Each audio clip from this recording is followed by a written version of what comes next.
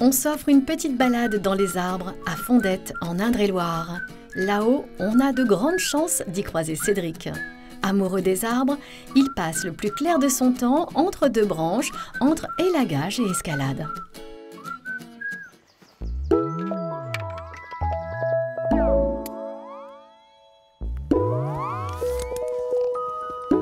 Pour accompagner Cédric, il faut, comme lui, aimer prendre de la hauteur. C'est un métier, vaut mieux pas avoir le vertige.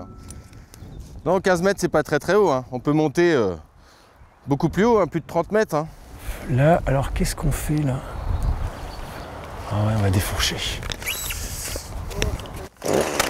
À certains moments de l'année, Cédric taille, raccourcit et tête, dans le respect de chaque essence d'arbre. L'élagage est un art à part entière. C'est vraiment l'expression de soi-même. Une fois qu'on sait tailler, chacun peut s'exprimer par le biais de la taille, en fait. C'est ça qui est intéressant, d'ailleurs. Je suis tout seul avec mon arbre et je suis bien comme ça. Peut-être aussi un retour à l'instinct animal. Avant, on n'avait pas besoin de cordes pour monter là-haut. C'est ma vie, c'est mon boulot, c'est mon quotidien. J'y grimpe, j'y travaille, j'y dors, j'y mange. Donc il faut aimer ça, forcément. Surtout quand il fait -10, qu'il pleut. Voilà. Ah, j'ai un nœud qui descend. Au revoir.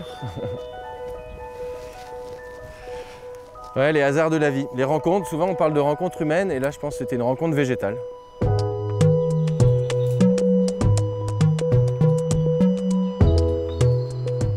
Sa passion l'a pourtant relié à d'autres êtres humains, eux aussi amoureux des arbres. Ensemble, ils grimpent pour le plaisir. Certains ont leur préférence, comme ce cèdre haut de 25 mètres, avec vue sur Loire. Une longue ascension s'annonce. Ça va? Ouais, ça va. Je vais remonter la corde d'accès. Bon, je vais la mettre le plus haut possible. Encore que, si tu veux faire un peu d'alternance. Ouais, mais on pourra la quitter plus tôt. S'élever jusqu'à la cime d'un arbre, un petit exploit technique et sportif. C'est aussi un jeu, en suspension dans le vide, sautiller de branche en branche comme n'importe quel oiseau, et faire le singe comme n'importe quel enfant. Et le jeu en vaut la chandelle.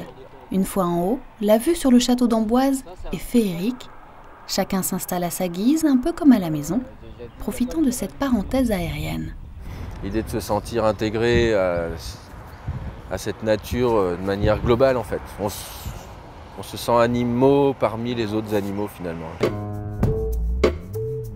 Chaque grimpe est une aventure, avec ses photos souvenirs.